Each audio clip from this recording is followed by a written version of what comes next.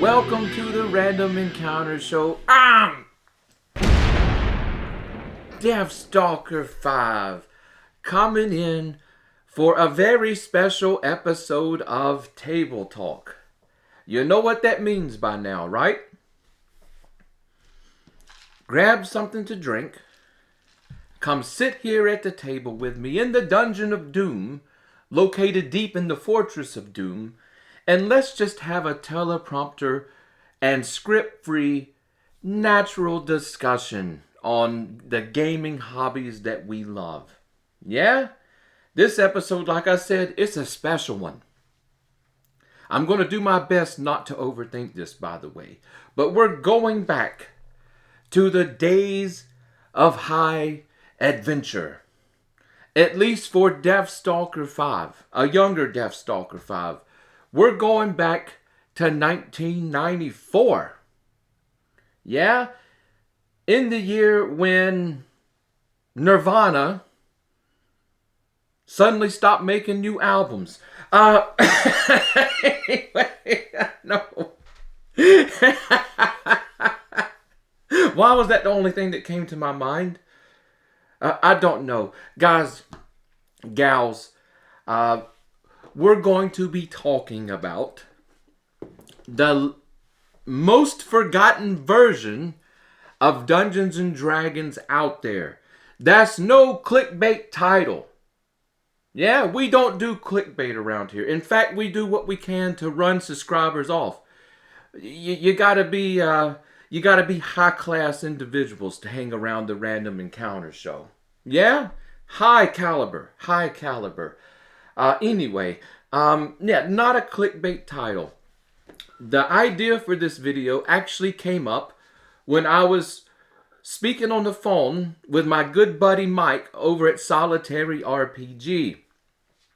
He was looking at some boxed versions of basic D&D, and being the old hands that we are, of course, we had to, talk at least half an hour complaining about the prices of things nowadays.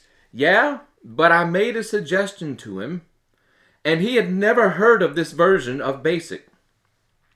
So I said, that's interesting. And I told him on the phone, I said, that's interesting. That might be a great topic for a video.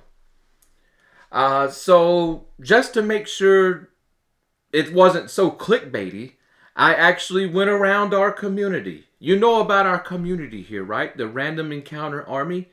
Go ahead and subscribe and become a member of it. If you want to.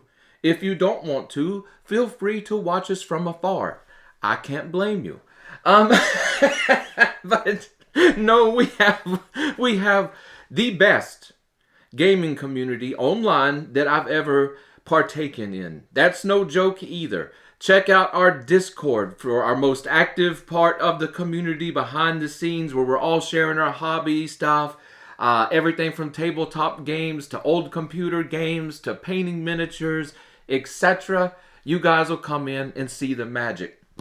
We also have a Facebook group and do things periodically, if I can speak English, there as well. Let me have a sip of drink. What am I drinking today? Something else from 1994. Yeah? They brought back Mr. Pibb. Can we give the Coca-Cola Company a round of applause? Who wants to drink Pibb Extra? It's Mr. Pibb. Yeah? They brought it back. I bought 10 2-liters just to celebrate. Anyway, back to gaming. I went around our community. I spoke to both people here in America and people in the UK. People that had been around since this had came out. Most of them have been playing D&D and tabletop RPGs and such since the 70s and early 80s.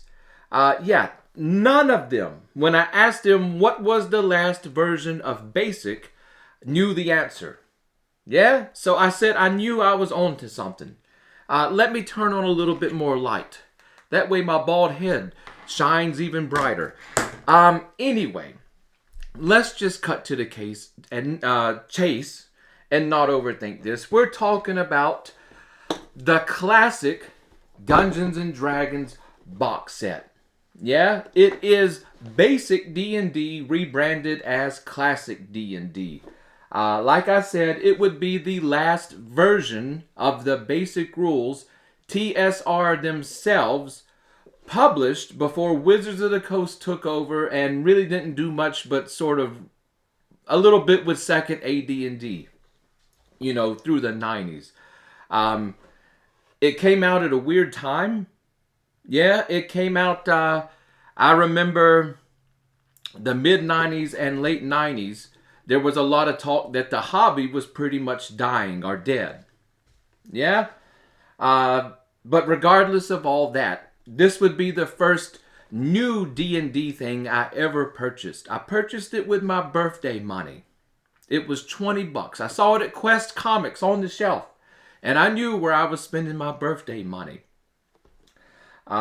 Anyway, what really drew me to this is, number one, I didn't know what it was. And nowhere on the box does it say that this is the basic rules.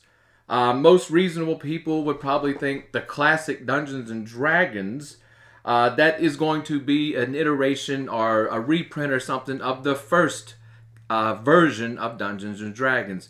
No, it wasn't. Yeah, but the box art from Jeff Easley, with the golden dragon and a few characters riding into heroic battle against it on the side of a mountain. That's all it took for me in the 4th grade to say I had to have this. So we're going to be digging into this and showing you what's all included in the box and taking a look at the rules and such. This is it's a little bit strange to talk about the classic D&D for me, because on one hand, I have a whole lot of nostalgia for the classic Dungeons and Dragons. On the other hand, this is probably the least used Dungeons and Dragons product I've ever purchased, ever. Yeah, we'll talk about that. But on the other hand,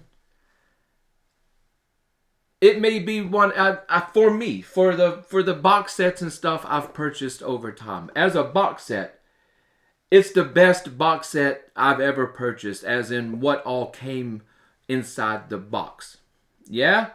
For the youngsters that are around, that are used to the starter boxes and such that these game companies put out nowadays,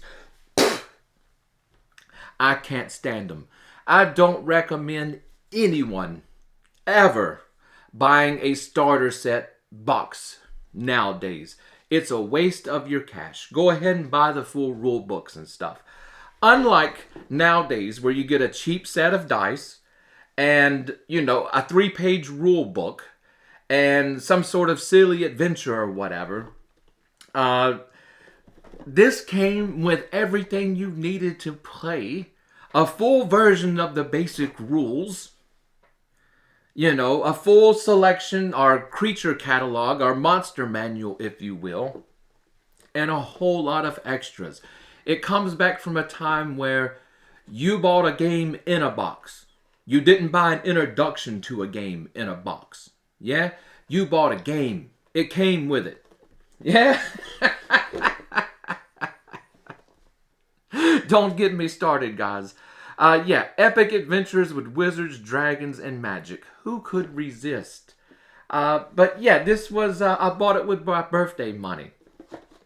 A friend down the road who was actually in high school, that he would come over and game with me. We'd play Super Nintendo, or I'd go over to his house and we'd play Sega TurboGrafx 16. Or was the 3DO out by 1994? I don't know. He was the only person I knew who had a TurboGrafx 16 and a 3DO at home, plus a Super Nintendo and a Sega. But he would come over and play video games and sometimes join us with some D&D and such. He was a huge fan of Shadowrun.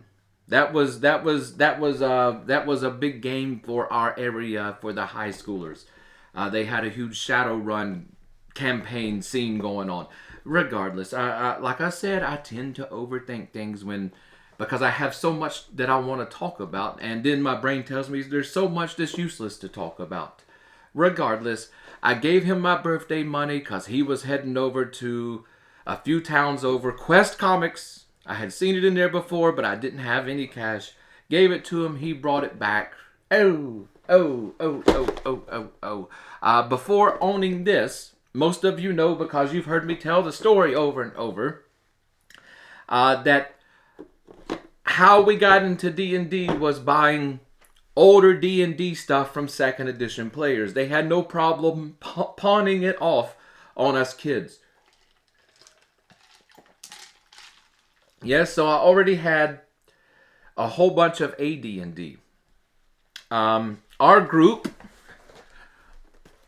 that I was playing with the AD&D added material, we were actually mostly using the Moldvey set, or the purple box of basic, for the rules that we use, the majority of the rules. And that's the reason why I didn't use the classic D&D so much. Like I said, we'll get into that. Now, it being a version of the basic rules, it's compatible with all other versions of basic. It's missing a few things some box sets brought in. It's added something that I'm not sure any other version of basic has. There is one caveat to this video, that right before releasing the classic D&D set, TSR had released the black box set. Now that's a box set I've never ran into in person. I've never seen in person. I've only seen it by looking at it online. From what I can tell, as far as contents of the classic D&D, they pretty much match the contents of the black box. As far as the rule sets go, I don't know how close they are, if they're not identical. Yeah, I just don't have that bit of information. It would be interesting to find out. So, because D&D has such a scene behind it, we have D&D historians and lore masters and such. I'm sure in the comments below, people familiar with the black box and the black box rules will clarify that for us. Another thing I would be interested in is hearing how many of you out there have this or bought this back in '94 or have it nowadays. Yeah, like I said, it's strange to me that the last version of Basic is relatively unknown, especially in our community here. But as far as me and my hobby of decades, talking to gamers and gaming with people and such, I've never ran into somebody who had this box set myself. So I'm sort of the outlier here. So I would be interested in hearing from the community if you guys either had this back in the day or you still have it.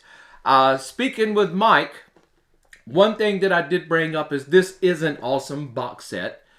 And as far as I know, if you're looking to get a box set, whether you're a collector or you want something on your shelf, or you're like me, you buy the old stuff to actually play and use. As far as I can tell, this is the cheapest version of basic D&D you can grab nowadays. I routinely see this box set listed in various places for under $50. You're going to be hard pressed, and that's complete with everything in it. Lots of stuff in this. But you're going to be hard pressed to find a Moldvey set, a red box set, a home set, etc. for that cheap. So there's one positive we can say about that for that part of the community who may be looking for something like this. Yeah. So let's talk about just in general what you will be getting in your box set. I have all kind of stuff stuck in here. Yeah, I have the original contents over here. What you'll be getting, which leads to this, and we'll look at some of this in more detail. Let me move the Moldvey set over here. We might need to talk about that later. First thing you're going to be taking a look at, probably, if you open the box, is the actual rule book. We're going to open this up. I'm going to show you some specific things and just an overview of the art and such. It features the same Jeff Easley art of the Golden Dragon battle as on the cover of the box. In fact, the box actually, they must have really loved that artwork because they put it all over the box. Everywhere you look on the box, that artwork is there. So inside the box, you know, you get another version of that cover. Back is blank. But as you can see, it's not a thin rule book. We can actually compare it. I'm glad I had the Moldvey set down here. You know, we can actually compare it to the Moldvey set. I'm going to do a separate video on the Moldvey set and why it's my favorite version of Basic. But as you can see, it's quite thicker than the Moldvey set. It's quite thicker than the home set of the Basic rules. Yeah? One of the reasons that it's thicker is that it includes some built-in adventures. I'm going to talk about that real quick. We have a built-in adventure here surrounding Zanzar and his dungeons and such. One thing I really enjoyed about this, and it's not the first time this was done, but as you can see here, there's grade boxes in the rule book, and we'll take a closer look at these. But there was sort of a solo, choose-your-own-adventure style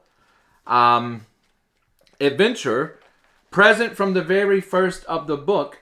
And what it was used for was teaching you how to roll up a character and do some of the basics of gameplay in the Dungeons and Dragons rules.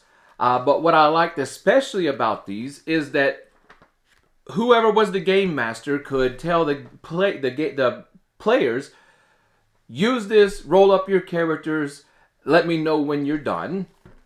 Because once they were done with that, that tied into a full adventure for a party and a game master to run. Yeah? Like I said, we'll dive into this. But that's, you know, that's number one, is you got a full rule book and adventures right off the grip. Second thing is, and I think this is a leftover from the Black Box D&D set, because it features an Easley cover from the Black Box D&D set. This is a full Game Master screen. How about that? And it's actually a very well done Game Master screen. We can take a look at it, maybe. I don't know. Who wants to look at Game Master screens? Have we got that far in the show yet? Are we that nerdy? But I will say, I appreciate a good Game Master screen. And for this screen, TSR did a very good job at putting the truly essential things on the Game Master screen as far as combat, magic, and such things go. As well as a checklist for turns and such. But they also, and the combat sequence and such. But they also included your monster reaction tables and your how to handle wandering monsters. Also the saving throws and critical hit throws and such from the different player classes. Yeah, you got your thieves table, your magic users table, your elf table. You get your conversions and such. But, you know, they really included the information here. And they didn't throw a whole bunch of stuff that you'll probably never use on here. Yeah, that's sort of the bane of Game Master screens, is figuring out what players will absolutely need versus stuff they may or may not look at, you know, once every 5 play sessions or something, if at all. So yeah, really nice Game Master screen. You know, if you were learning Dungeons and Dragons in 1994 and you picked up this box set, I think it was very well done for the beginner to get a grasp of things. What else did you find in the box? I'm trying to show you some of the bigger stuff. We'll go into detail, like I said. This bigger stuff, though, is you got a full-size poster map in color of Zanzar's dungeon with locations that would be used in the full adventure for your party once your characters reach them. It's one-sided. It's one-sided, but it's a very well done dungeon map, if you will. Poster size. Yeah, I like it. As you can see, things are labeled so that players won't know anything about what's happening in the locations, but it's very easy for a game master to just dive, pull up the information out of the rule book in the adventure section and see what's happening in that room. Now we come to the worst part, and that's me remembering how the heck did we fold this. There we go. So yeah, that was some of the bigger stuff. We got a full set of the TSR mold RPG dice. You got one D6. You got your D4. You got your 2 D10s used for percentage dice. You got your D8, your D12, and your D20. I really, really, really love these dice. Yeah, from this era. Dice before this, these dice, I think they first premiered. TSR first premiered these dice, this dice set anyway, with the red box. But they threw it into things such as the black box, into some of the advanced D&D board game things, black box board games, as well as things like Dragon Strike, another board game from them around the same era, etc. They're not huge, but they're fairly large dice. Let me look for a more standard size D20 over here.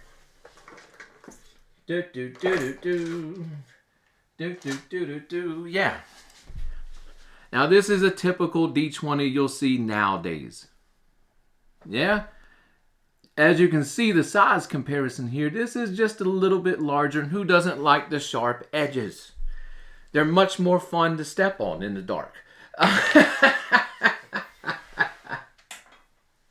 But yeah, I just have affinity to these dice. And unlike the earlier dice that TSR would put in box sets, like the Moldvey set, like the Holmes edition and such, these have, while they're not perfect from game use over the years, some of them they've got a little bit of rounded edges nowadays, a little bit of knocked edges and such, but they really held up well for being dice from 1994.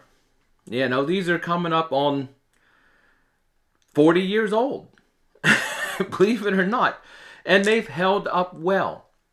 And I've used this dice set quite a bit over the years, especially early on. Why? Because when I bought this box set, my first new thing that I'd ever purchased Dungeons and Dragons wise, this was the first die set I ever had that was like a complete die set. Before this, I had piecemeal die set, and I still use that there, but I supplemented dice out of here that were just nicer. Yeah, I've still got a few of my original dice. I put it together through trading stuff and whatnot at school. A few of the dice I found just by luck. But regardless, this dice set I'm having affinity to it because this would be the first official dice set that was already put together that I ever owned. What else did we get into the box? We'll take a look at these in more detail, but we got 6 of the TSR branded red miniatures. I believe these are around 20 millimeters. They're quite small. But what they gave us was you got, we'll take a look at them up close and talk about it. But you had pretty much your classes represented along with the elf and dwarf. What else did you get in the box? Yeah, you got a set of standees for the Zanzer's Dungeon Adventure. For your monsters and NPCs from the adventure, along with some extra stuff from the small monster manual included in the box. I really like these standees. They were well done because you could present them to the table. This is how they look when you fold them up, you know.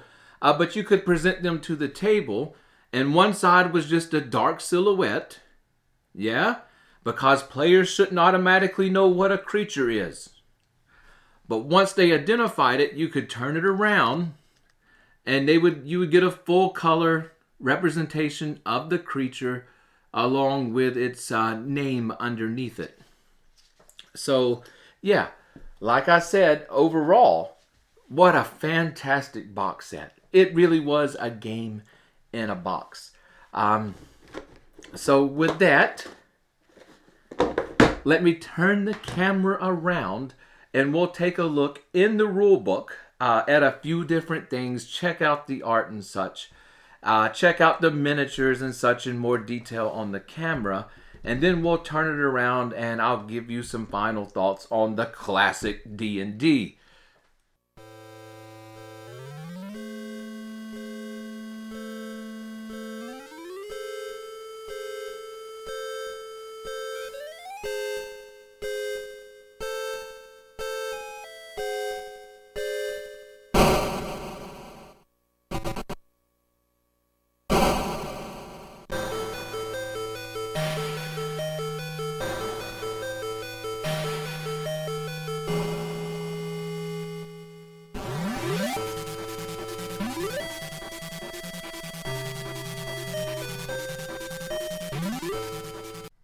Alright guys, forgive me. I've got the camera set up on the box set itself. I've got cables going everywhere.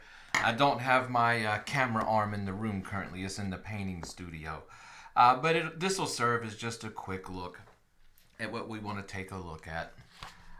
Mainly, let's take a look here and see how it matches up with other iterations of basic D&D.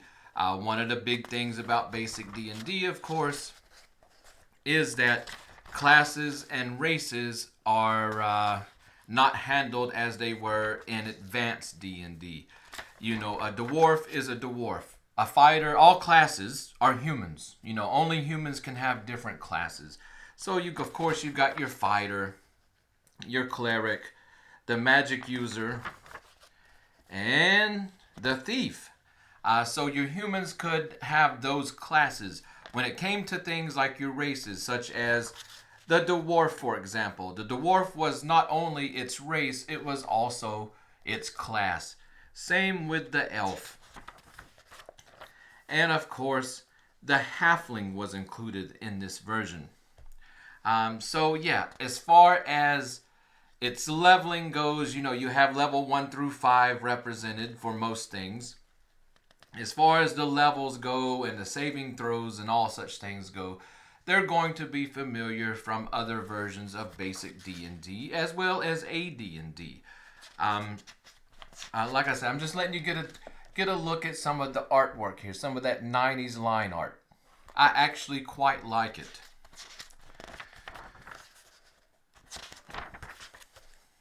Armor class, of course, was descending. And your combat was, of course, done on a table. You have your 2-hit table. Let me dig through here so we can just move right along. Okay, here's your combat. You get your game turn stuff. Here's some of your artwork, your experience, etc. They really did a good detailed job of explaining things like mapping and seeing and hearing in the dungeon, etc. Some version of basics, of course, they had those things, but they didn't have great explanations of such things. They just had sort of the mechanics behind it. We do have a clearly laid out game turn list. Some versions of Basic had game turns in them, but they weren't clearly explained. We have morale checks in this version, which isn't anything new, but some versions of Basic D&D don't have it. We've got monster reactions, etc. So it's a pretty full version of Basic D&D with a pretty well thought out and fully explained process behind it. Here's where we come to something that is not in many versions of Basic. In fact, this may be the only version of Basic that I personally know of that's here. Whereas, of course, we have the 2-hit tables that were in the earlier iterations of Basic and Advanced AD&D First Edition. Second edition came around, they gave us the formula behind those tables known as THAC0, or to hit armor class 0. Now, as far as I know, this is the only version of the Basic rules that includes THAC0. Of course, that was included because this game was seen as an adjacent or a beginner's game, if you will, or the Basic game that coincided along with second edition AD&D, where you had things like the Moldvey set and the Red Box set. They more coincided along with the first edition AD&D. So that makes sense of why they included THAC0 here. Players who grabbed the Basic set and then later on wanted to go into the advanced second edition AD&D, they would already be familiar with how to use the THAC0 formula. Yeah? We'll just keep on breezing through here. Taking a look at the artwork and such. We get into our spells for clerics and magic users and the elf, of course. I believe the spells, even though the player characters, most of the classes and such go up to 5th level, I believe the spells only went up to 3rd level, yes. So we get some examples of combat and such things. So let's get over here into the monster section, see what they threw at us. Like I said, it's pretty full little version of Basic. Where are we starting at? With the bat and bear? No, there's a basilisk. Starting off with the basilisk. So a lot of familiar black puddings, bugbears, a lot of familiar old school D&D monsters here. One of my favorites, the carrion crawler. They didn't have an illustration for the carrion crawler. I love carrion crawlers, the whole idea behind them, and they look so freaky. Of course, chimeras and crocodiles. You got your displacer beast, your several versions of dragons. You always had to have dragons, right? Even if a party of level 1 to 5 characters, you probably don't want to meet a dragon in full combat. You had to throw them in here. And like I said, you got a nice, quite large selection of monsters to throw directly into your game. Like I said, this is back when a box set represented a full version of rules. Vampires, zombies, what's going to be our last thing here? Probably zombie, yeah? Yeah, zombie. For the rest of the book, it goes into the Zanzer's Dungeon adventure. And of course, they illustrated that as well. Dun dun dun dun dun. We get sections on rolling up random treasures, etc. There's our player sheet for classic D&D. Hey, we even get an appendix here. There's your random or wandering monster encounters. Yeah? So like I said, they really threw everything they could into the rule book for the last iteration of Basic. There was something really missing from this rule book, and I'll talk about that here in a second when we get back to why I didn't use this so much. We can take a look at things a little more close here. Let me just pull some stuff up. Here's your TSR the red miniatures that they were producing in the 90s. Yeah, you would see these with the black box set. You would see these with some of the board games like Dragon Strike. So I don't think these were produced especially for this box set. But you get a nice representation of all the various classes as well as races. The only thing missing that I can find is a halfling. Let's turn our magic user around or our cleric around, either or. And then, of course, this is your, I'm going to guess, elf. Yeah? And, of course, there's your nice TSR dice. Like I said, love the dice set. One thing I never could figure out, and this happened with various iterations of these dice, that you got this nice big fat D10 here. Nice sharp edge and such. I'm guessing the company that produced these from TSR, this was the set that was sent. One of each of the dice. But also included was this red D10. As you can see, this was something that they added from a different company because of percentage rolls, I guess. Yeah? But as you can see, it's from a different mold and a different size than this D10, which matches this set. So that's just a thing I noticed, and I've seen it in other products released, that the white D10 is much larger and just a little bit different of a mold than the red D10 that they would also include. So we're going to guess they pulled that from a different company. Again, here's your monster standees, or just encounter standees. Like I said, very nicely illustrated, very nicely done. They put some thought into those. It wasn't just a quick run thing to add to the box set. I'm seeing if there's a carrion crawler on here. I don't see one, of course. But it was just a nice little addition. And yes, the black box also had these standees in it. One last look here at the Dungeon Master screen before we turn the camera around. Like I said here, you can get an idea of the various things that they would have on the Game Master screen.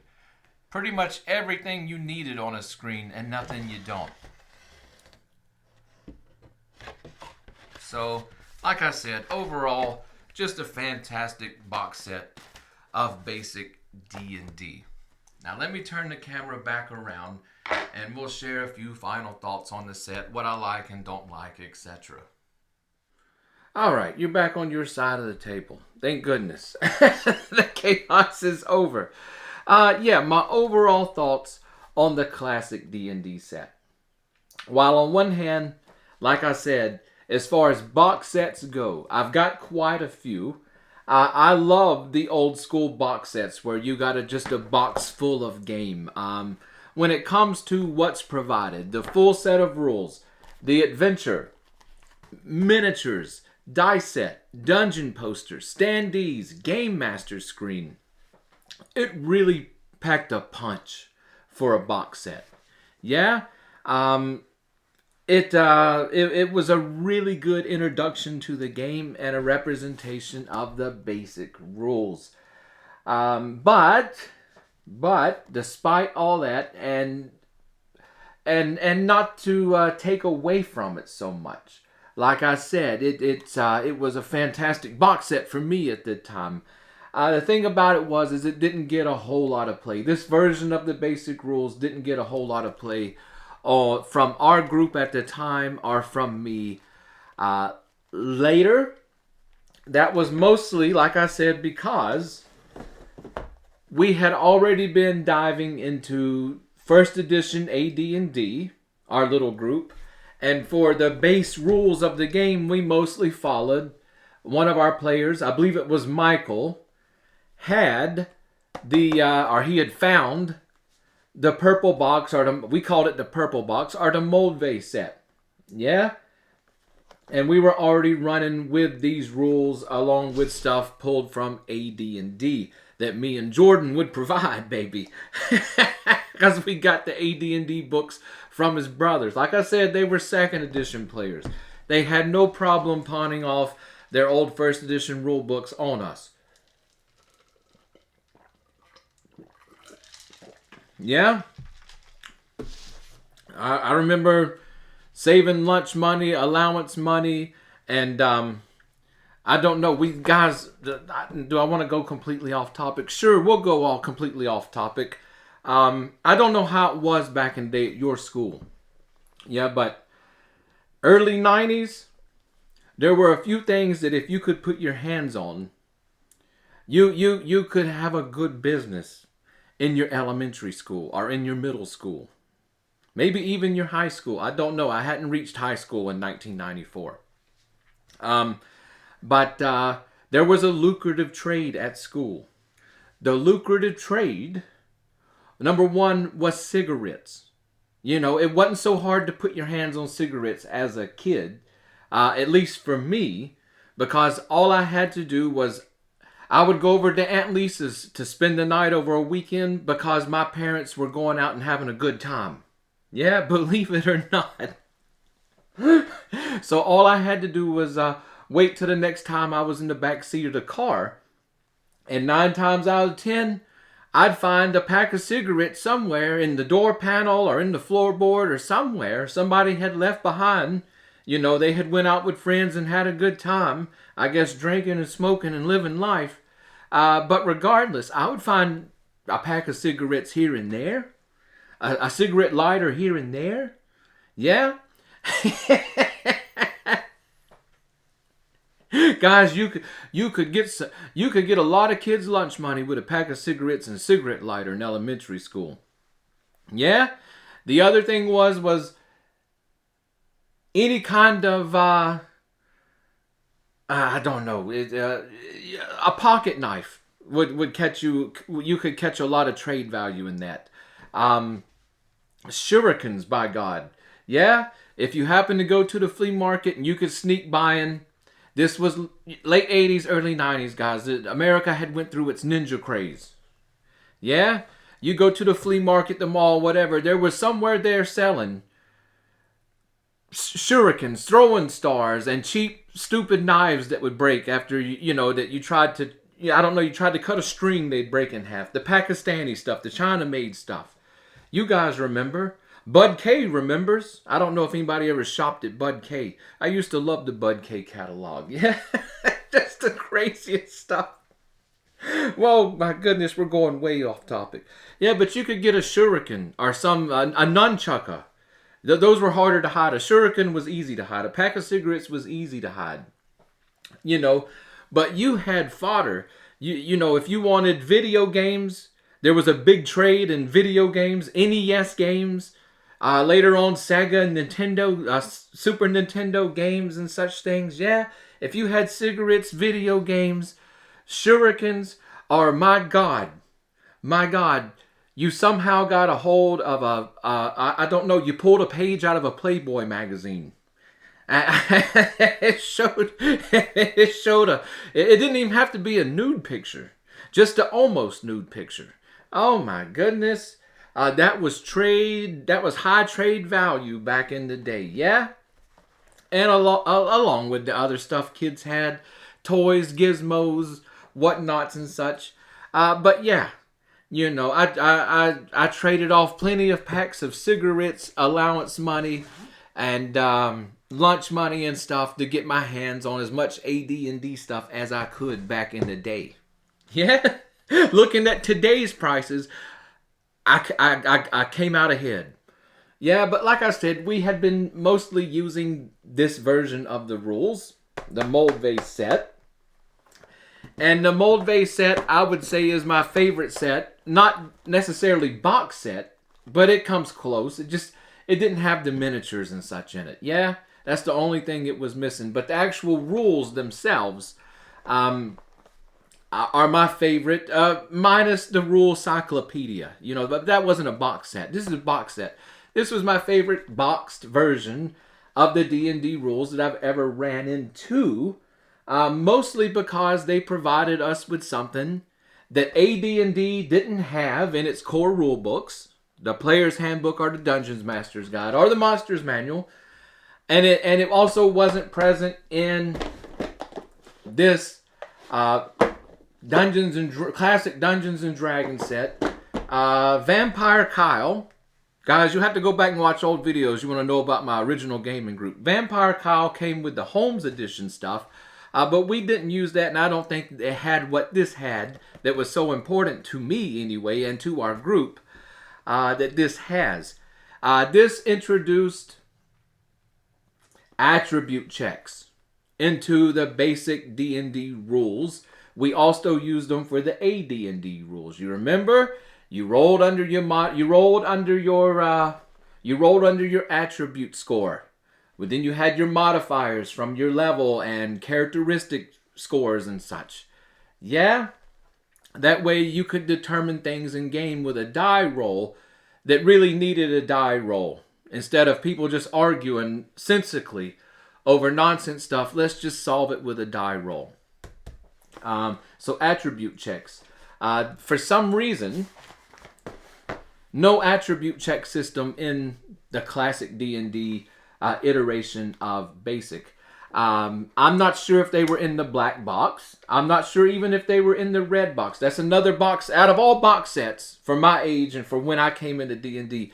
I don't know how I've escaped having the BECMI box set stuff. Yeah, I've never had it. Never had the red box and such.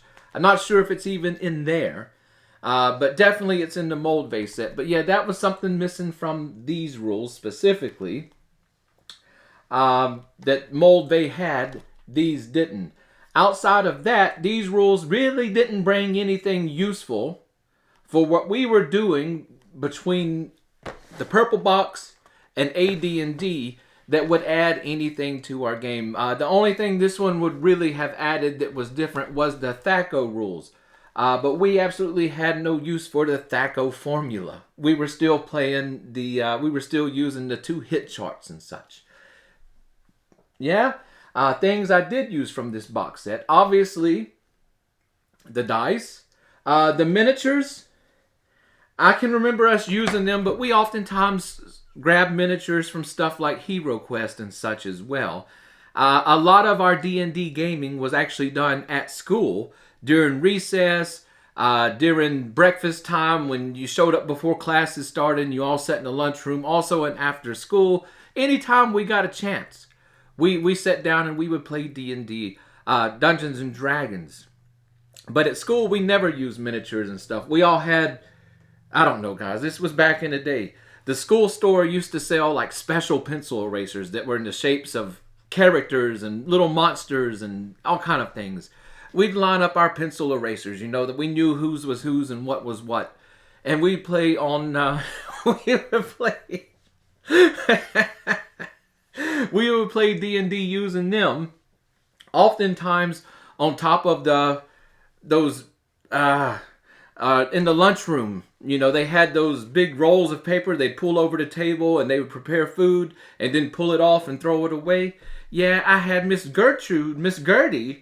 You know, she was a family friend. She worked at our lunchroom. And all I had to do was ask her very nicely if I could get some of that paper. And she'd let me pull off as much as I wanted and roll it up and stick it in my backpack or under my shirt and walk out the lunchroom. I don't know, like I was going to a prison or something. Yeah? But I used to love that paper because you could get a big sheet of it and draw out dungeons and adventure locations and such, put it on the table, and then slowly unrolled it as the characters explored. Now, that pretty much meant the characters were going in one direction at all times. But come on, guys. We didn't have the resources. You're talking about a bunch of rural kids out in the side of the Appalachian Mountains in a small community that wanted nothing more than to enjoy Dungeons and Dragons. This was, like I said, I talked to Jack McCarthy with his interview. Dungeons and Dragons was sort of the epitome of fantasy gaming to us. That and the Commodore 64 and such. Yeah, but as far as tabletop gaming, as far as fantasy in general, Dungeons and Dragons represented the epitome of what could be done with fantasy because you could play your own character in your own story. Yeah? Yeah. So yeah, we ended up not using this a whole lot. We used some components from it. The adventure, Zanzer's Dungeon, I think overall was a good adventure to introduce people to basic D&D or their first game of D&D. I really liked how the solo material would lead player characters up to the stopping point in which those characters continued what started in the solo section as a full group adventure. But Zanzer's Dungeon definitely was not our first adventure module. Keep on the Borderland. Yeah? Not even in the same realm, guys. This came with the Moldvey set. This isn't even my original copy. I have the original copy from our group. I'll show you how much we love Keep of the Borderlands. There it is. No, it's not. I've got several old, several of our... Do I have it up here? Let me check here, guys. Let me check here. It may actually be... I've got several of my old adventures from back in the day stuck in here. There it is. There it is. There's my original receipt from where I purchased this. Yeah? Oh, also included in this box set, of course, was your mail-in stuff from TSR. And then if you're interested, stuff that somebody swiped that ended up being our character sheets from school. Yeah, that's not going to show up on camera, but who is this? This looks like Jordan's handwriting. I don't remember this character, though. Zima. Or maybe this was something. There's Axel. So this must have been when we opened this up and were first trying out that adventure. Yeah, that looks like Jordan's handwriting. But, yeah. From our elementary school chorus announcements. Yeah, those made handy character sheets back in the day. But, yeah. There's our original Keep on the Borderland. Guys, this thing has seen the days of high adventure. I mean, look at it. It's taped together. We used this so much. We wrote all over this map. You know, there's where a Coca-Cola was spilled on it in 1992. Who knows? You know, and it's just, this was it, guys. You have no idea how much use we put this thing through. Yeah, it'll forever be my favorite adventure module of all time from any role-playing game. Because this is what brought us into role-playing games. This is what fired our imagination. And in fact, Keep on the Borderland was the catalyst to our entire campaign world. Yeah? Right there. So Zanzer's Dungeon, neat little introduction, but definitely was nowhere near Keep of the Borderland. Keep of the Borderland is the adventure module of all time, if you ask Deathstalker 5. Yeah. Was there anything else I wanted to mention? The adventure, not so hot. No attribute checks or anything it really added other than Thaco. I will say that the presentation of Basic compared to Moldvey and such. Moldvey did a good job at clearly explaining things. Advanced Dungeons and Dragons, not so much. But there was still a whole lot that we just had to put together the best we could. The best we could figure out how. Yeah? I will say that reading these back in the day, with it more clearly explained and outlined, it did help us with our basic game. Because then there were some things like, maybe it was combat turns and such. I remember for a long time, which I'm not saying it was improper, but our characters would all have ranged weapons because, remember, the magic missile phase came before the movement melee stage? So we would all fire ranged weapons and then, you know, chunk them to the ground, pull swords, and run up and start whacking on whatever. You know, stuff like that. So this book clarified it. Hey, you know, there's a more balanced way to play. I don't know. There's never a right way to play RPGs. Whatever makes you happy. Whatever tells your story. We're hobby gamers here, but the clarifications were nice regardless. Yeah. So yeah, like I said, hit the comments below. I would be real interested in reading people from around the community are just stopping by to see what we're talking about here. See what your thoughts were on classic D&D if you ever ran into it. Guys, yeah, I'm going to go now and get ready to create another episode, and I'll probably be seeing you on the live stream as well during the weekend. We might be firing up the Commodore 64 again. Yeah, I don't know, but we'll be having something new coming around very shortly, so look out for the announcement. Anyway, you know, all I can tell you in life is be good or be good at it.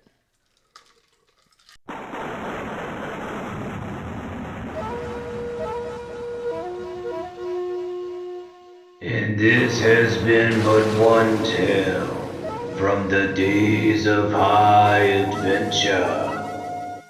You can join Devstalker 5 on his quest by hitting that subscription button and joining the Random Encounter Army. On the About page of our channel, you can find links to our Facebook and Discord groups so that you can join directly in the fun.